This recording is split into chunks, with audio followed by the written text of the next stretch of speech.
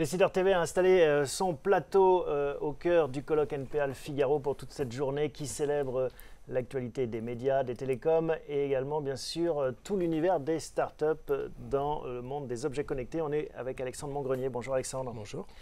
Vous êtes président d'une société de vin. Alors, ce n'est pas au grenier, d'habitude le vin c'est plutôt à la cave, Wine ID. Vous allez nous expliquer ce que vous faites? Rapidement, en fait, on a travaillé sur ce produit, on a fait en sorte de le rendre connecté. On s'appuie sur la technologie RFID qui est également compatible avec la NFC, nouveau protocole de lecture intégré dans les téléphones.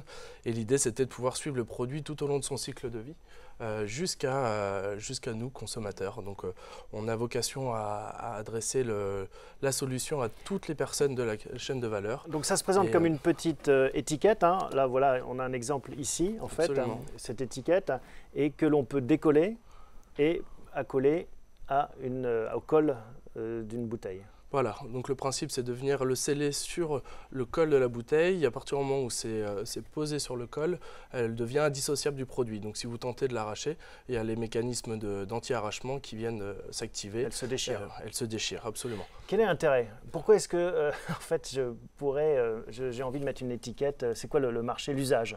L'usage, c'est où on s'adresse vraiment aux grands crus, à la fois ceux qui sont exportés, qui sont exposés à la contrefaçon, qui est hélas en train de se développer de manière assez vertigineuse, et d'autre part, la traçabilité des produits. Aujourd'hui, vous avez assez peu de données concernant vos produits en tant que producteur de vin, puisqu'ils ont été achetés par des négociants, puis des revendeurs, et vous en perdez la trace, vous n'avez aucune information sur les terres d'accueil de vos produits.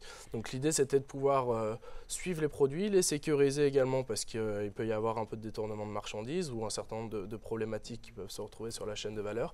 Et l'idée, c'était d'arriver jusqu'au consommateur final avec l'interaction et la communication client via une application smartphone.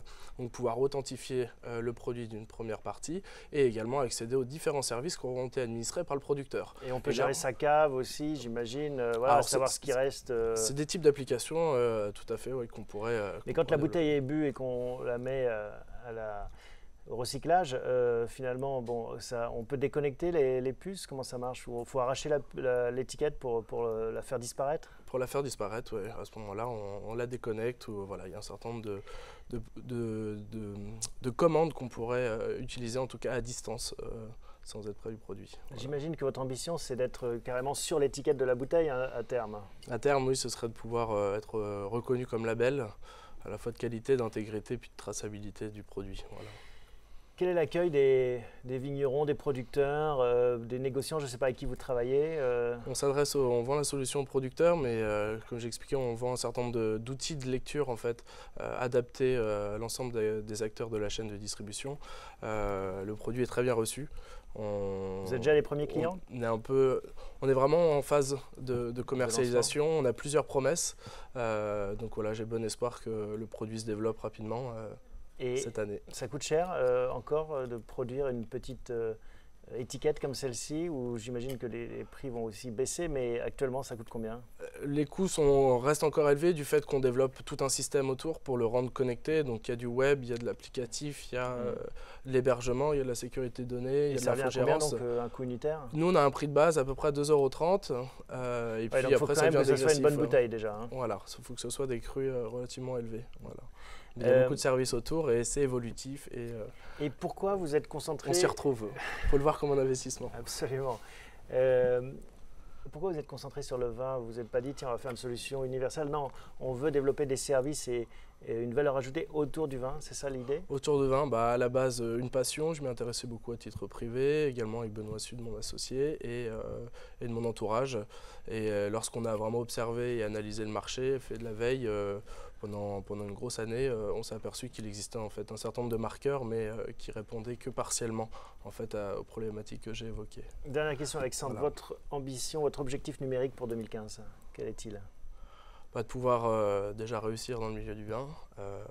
Mais un objectif concret, une étape précise que vous avez envie de réaliser d'ici la fin de l'année? D'ici la fin de l'année, c'est déjà de convertir plusieurs grandes références, de pouvoir être reconnu, voilà, et d'avoir converti. Signer votre premier grand cru? Absolument, et de pouvoir être reconnu et d'avoir converti ce produit précieux et de le rendre connecté et puis de pouvoir profiter beaucoup de personnes. Bon, bah voilà, tout se connecte, hein, y compris ces bonnes vieilles bouteilles de vin. Merci beaucoup, Alexandre. Merci à vous. À bientôt. Au revoir.